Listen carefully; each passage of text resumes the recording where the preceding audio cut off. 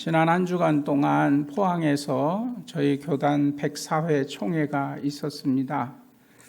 여러분들이 뉴스를 통해서도 보신 분들이 계시겠지만 이번 총회에서 교단의 모든 헌법을 잠재우고 영성교회 세습을 특별히 허락하도록 결의한 부분에 대해서 하나님 앞에 너무나 죄스럽고 성도들 보기에 부끄럽고 또 후배 목사님들과 또 제가 지도하고 있는 신학생들에게 할 말이 없습니다. 미안하고 참으로 부끄럽습니다. 이런 부끄러운 결정에 대해서 소임을 다하지 못한 목회자의 한 사람으로서 하나님 앞에 참회하고 또 여러분들에게 진심으로 사죄해 드립니다.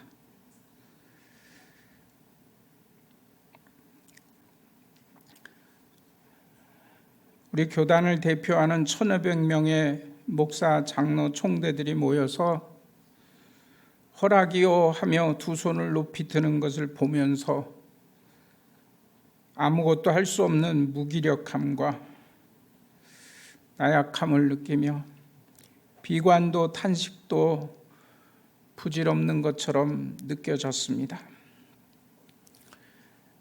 빌라도의 법정에서 예수를 십자가에 못 박으라고 소리쳤던 군중들처럼 모든 법을 무시하고 허락이요를 외치는 총대들은 돈과 힘과 권력 앞에 무너지는 한국 교회를 보는 것 같아 너무나 참담하고 안타까웠습니다.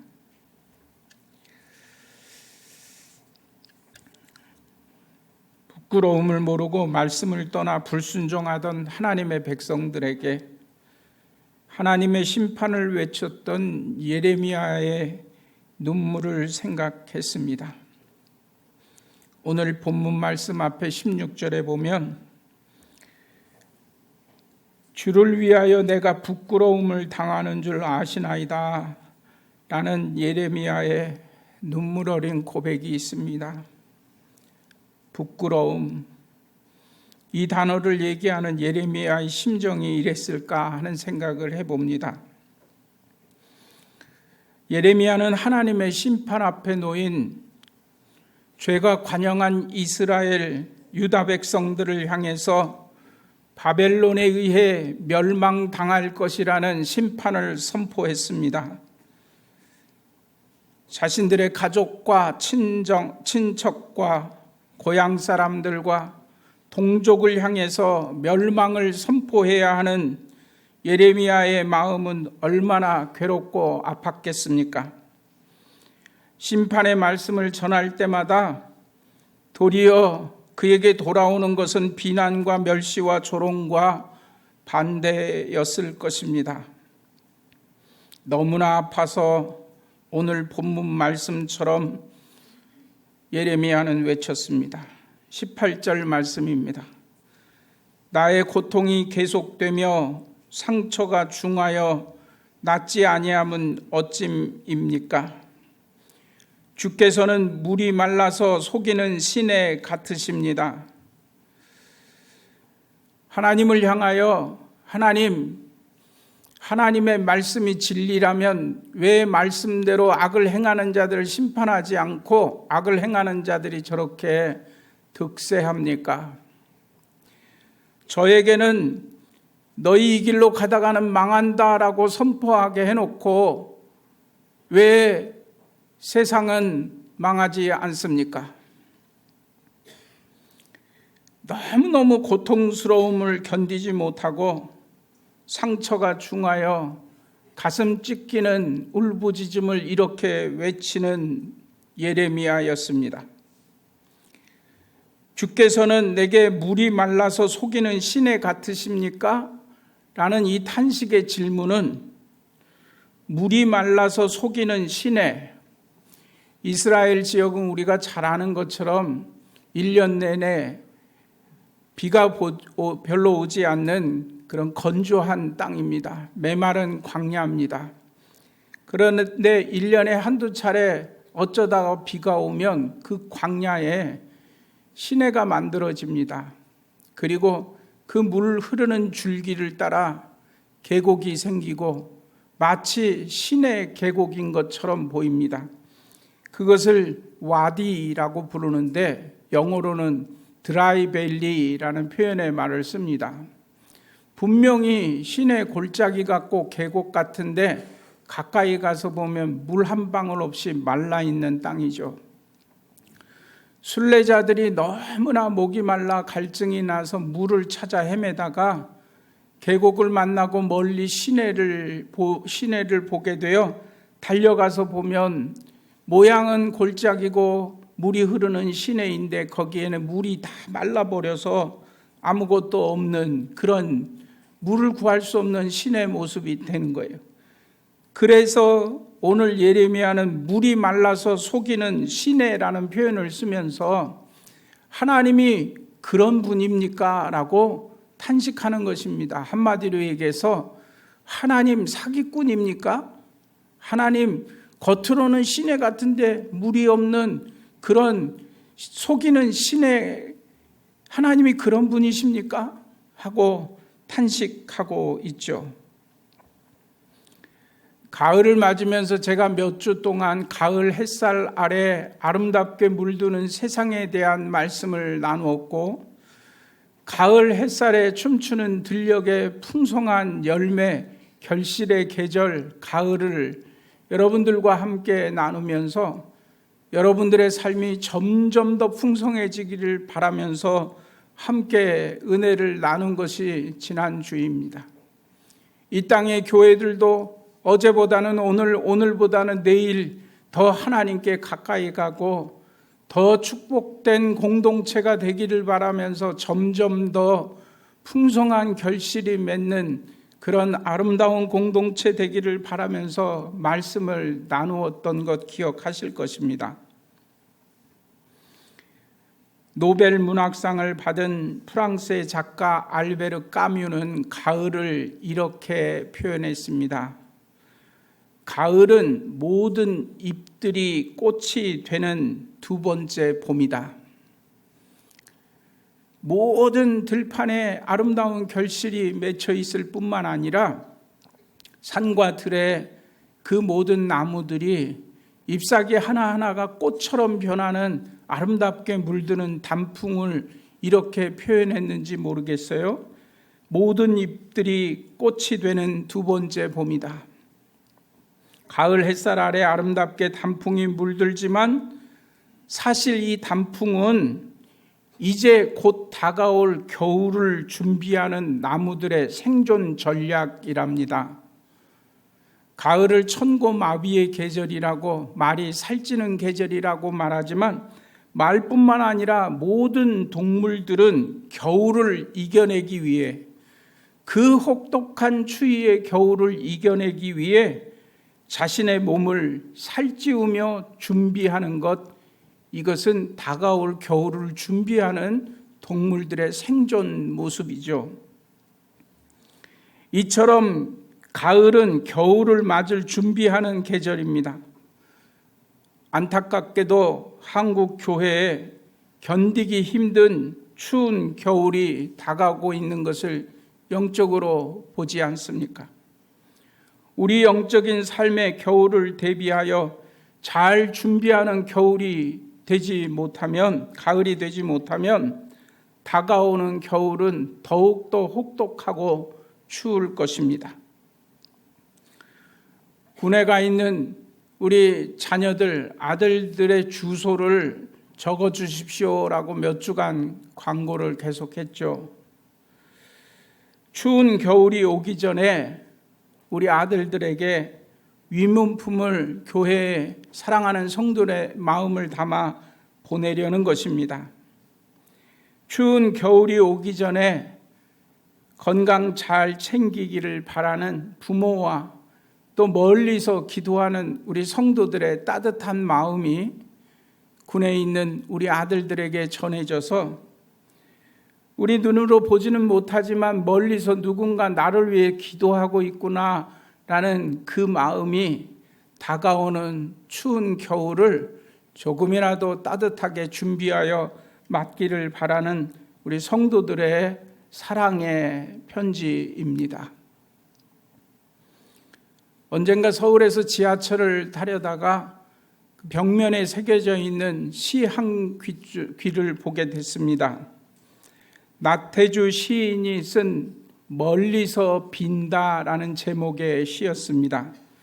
가을을 보내며 멀리서 사랑하는 이들을 생각하며 건강을 비는 시인의 마음을 담은 시입니다.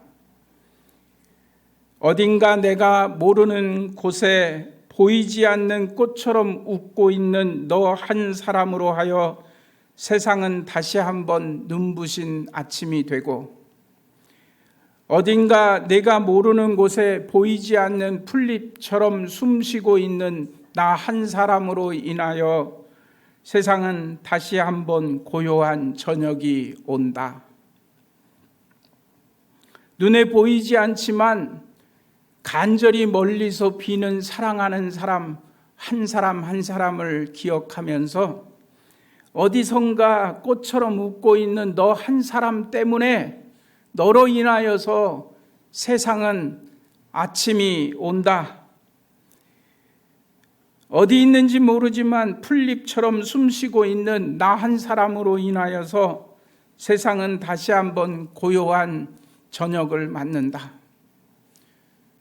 조금 전에 우리 자녀들이 평화 하나님 주시는 평화로다 노래 부르는데, 그 아이들의 그 평화스러움, 평화를 노래하는 그 모습을 보면서 정말 우리가 이 자녀들에게, 어린 새싹들에게 평화로운 세상을 지금 물려줄 준비가 되어 있는가? 정치적이고 사회적이고 또 요즘 안타깝게 교계나 어느 모습을 보더라도 흙수저, 금수저 이런 표현의 말을 들을 때마다 탄식하고 있는 젊은이들과 우리 자녀들을 생각하면 가슴이 미어져 찢어지는 것 같습니다. 많은 것을 움켜잡고 돈과 권력을 가진 자들은 온갖 죄를 저지르고 악을 행하면서도 떵떵거리면서 살고, 이 땅에 하나님의 공의와 정의가 어디 있습니까? 하나님의 말씀이 정말 살아있다면 어찌 이런 세상을 그냥 보고만 계십니까? 탄식하며 울부짖던 하나님은 말라버린 속이는 시내 같습니까? 하고 외치는 예레미야의 탄식이 절로 생각납니다. 나태주 시인의 너 한 사람으로 인하여 나 한 사람으로 인하여 다시 한번 눈부신 아침이 오고 다시 한번 고요한 저녁이 온다라고 그 평화를 외치고 있는 이 시기에, 짧은 시기에 마지막 한 줄이 더 있습니다. 가을이다 부디 아프지 마라. 이 시에 곡을 붙여 노래를 만든 정진채라는 분이 자기가 위에서 간절히 기도하는 사랑하는 딸과 함께 부른 노래입니다. 아버지와 딸이 함께 부르는 노래 한번 들어보십시오.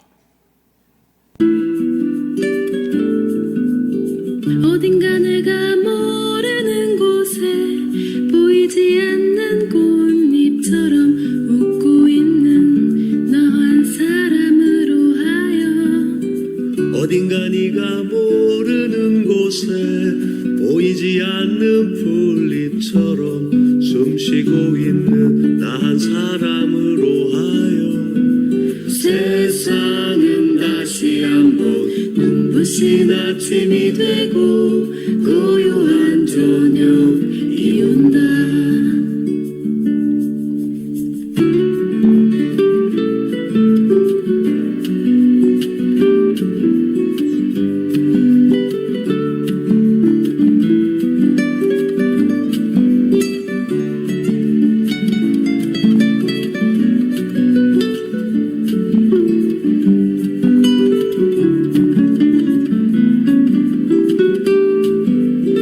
어딘가 내가 모르는 곳에 보이지 않는 꽃잎처럼 웃고 있는 너 한 사람으로 하여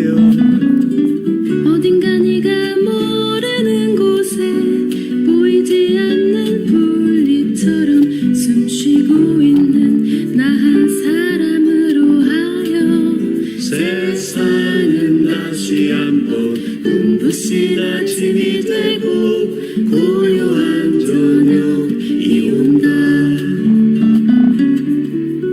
가을이다. 부디 아프지 마라.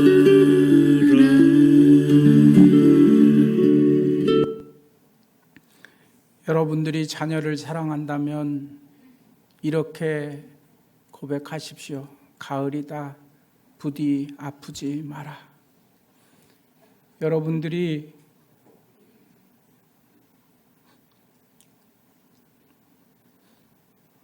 무너지고 있는 한국 교회를 사랑한다면 교회를 향하여 이렇게 외치십시오. 추운 겨울이 다가오고 있는데 가을이다. 부디 아프지 마라. 지난 한 주간 참 마음이 많이 아팠습니다. 총회가 정한 법을 어기고 아들에게 교회를 물려주기 위한 한 대형 교회의 참혹한 모습이 몇 년 동안 한국 교회를 이처럼 아프게 했습니다. 참담하고 부끄럽고 무기력함에 가슴이 찢어지는 것처럼 아픕니다.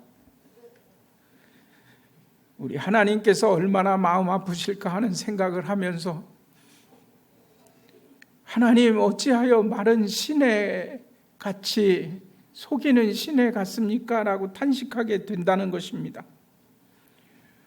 오늘 예레미야의 말씀처럼 어찌 이 땅의 교회들이 이처럼 부끄럽고 수치스럽게 되도록 잠잠하고 계십니까? 탄식이 절로 나옵니다. 그런데 말씀은 여기서 멈추지 않습니다. 이렇게 좌절하고 낙심하고 상처를 안고 울부짖고 있는 예레미야에게 19절 말씀에 여호와께서 이같이 말씀하십니다 라고 하나님의 말씀을 들려주십니다. 여호와께서 이같이 말씀하시되 내가 만일 돌아오면 내가 너를 다시 이끌어 내 앞에 세울 것이며 내가 만일 헛된 것을 버리고 귀한 것을 말한다면 너는 나의 입이 될 것이다. 그들은 내게로 돌아오려니와 너는 그들에게로 돌아가지 말지니라. 세상이 온통 악 속에 있다 할지라도 너는 그들에게 돌아가서는 안 된다. 그리고 다시 한번 하나님의 말씀 앞에 서기를 바라는 하나님께서 너는 나의 입이 될 것이다 말씀하며 예레미야가 선포한 하나님의 말씀이 반드시 이루어질 것을 약속으로 이렇게 들려주시는 것입니다. 내가 만일 헛된 것을 버리고 귀한 것을 말한다면 너는 나의 입이 될 것이다. 우리 총회가 그리고 이 땅의 교회가 예수 그리스도의 보혈로 피로 세우신 이 땅의 교회가 그리고 강단에서 하나님의 말씀을 선포하는 목사님들이 다시 정직한 하나님의 입이 되기를 바랍니다. 너는 나의 입이 될 것이다. 그들은 내게로 돌아오려니와 너는 그들에게로 돌아가지 말지니라. 20절 말씀 계속 이어집니다. 내가 너로 이 백성 앞에 견고한 노성벽이 되게 하리니 그들이 너를 칠지라도 이기지 못할 것은 내가 너와 함께하여 너를 구하여 건짐이라. 여호와의 말씀이니라. 21절 말씀입니다. 내가 너를 악한 자의 손에서 건지며 무서운 자의 손에서 구원하리라. 하나님은 우리를 외면하고 계시는 것이 아닙니다. 주님의 말씀처럼 내가 너를 악한 자의 손에서 건지며 무서운 자의 손에서 구원하리라 약속하신 이 언약을 우리가 아멘하고 받는다면 이 가을 햇살 아래 주님의 은총 듬뿍 받아 겨울을 준비하는 아름다운 단풍처럼 물들어가는 우리 한국 교회가 되기를 원합니다. 여러분, 부디 아프지 마십시오. 멀리 있는 자녀들을 위해 이렇게 기도하십시오. 또 이 땅의 교회들을 위하여 이렇게 기도하십시오. 그리고 서로 위로하고 격려하며 다시 한번 힘을 내 하나님의 뜻이 이 땅에 이루어지기를 바라면서 기도하는 사명 감당하는 여러분들 되시기를 주의 이름으로 간절히 축원합니다. 가을이다 부디 아프지 마라.